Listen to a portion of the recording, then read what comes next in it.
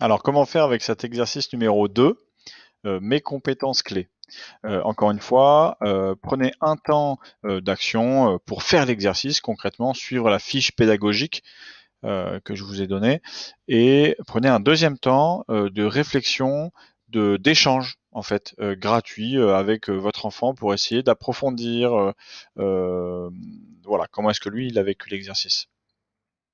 Alors, l'intérêt de cet atelier, c'est quoi? Il y en a plusieurs. Le principal, c'est de réaffirmer à votre enfant que, quel que soit son niveau scolaire, quel que soit son parcours scolaire, quel que soit euh, voilà, je sais pas, ses résultats scolaires, il a des compétences. Euh, et enfin voilà, il a des compétences qui ne sont peut-être pas évaluées avec l'environnement scolaire, mais il a des compétences. Euh, cet exercice qui se base sur l'expérience au quotidien, sur notre ressenti, sur notre vie personnelle ou notre vie familiale, elle nous indique que on a des compétences. Euh, c'est pour ça que c'est intéressant. Aussi, c'est toujours très important dans un cadre professionnel ou dans une démarche de recherche professionnelle d'aller chercher les activités, les comportements que les jeunes peuvent avoir. Euh, L'établissement scolaire, les résultats scolaires, le parcours scolaire ne sont pas les seuls indicateurs pour savoir comment et où mon enfant peut se projeter. Euh, voilà, un cadre hors scolaire apporte beaucoup d'éléments à votre enfant et d'ailleurs peut-être que votre enfant se sent mieux dans un cadre qui n'est pas scolaire et donc le cadre hors scolaire apporte d'autant plus de bons éléments pour discerner, pour identifier où est-ce que votre enfant pourrait s'épanouir plus tard. Un élément qui est très important, c'est que les compétences que votre enfant a identifiées grâce à cet exercice, écoutez-moi bien, elles sont toutes utilisées dans le monde professionnel. Elles sont toutes nécessaires dans le monde professionnel.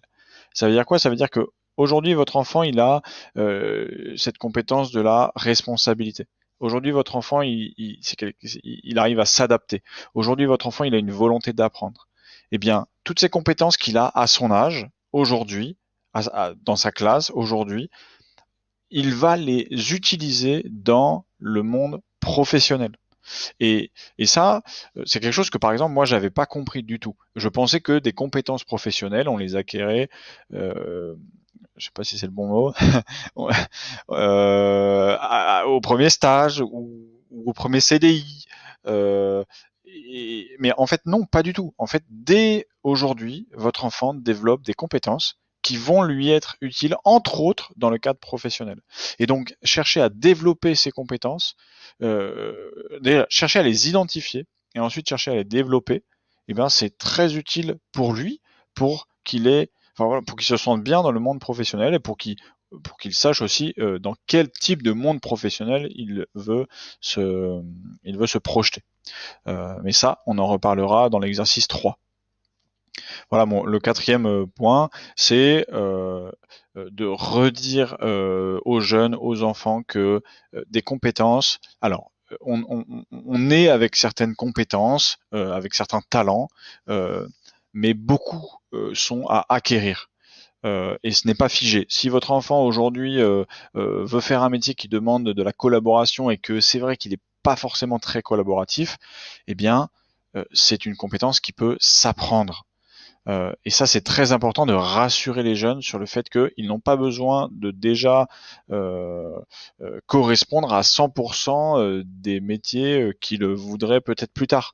Il y a toute cette démarche d'apprentissage. Alors oui, de l'apprentissage des techniques et des compétences, je dirais, qu'on appelle des compétences dures du métier. Euh, mais il y a toutes les compétences un peu plus douces et les compétences relationnelles, les compétences comme on les note ici, qui sont aussi très importantes à acquérir pour intégrer le monde professionnel. On se retrouve dans l'exercice 3.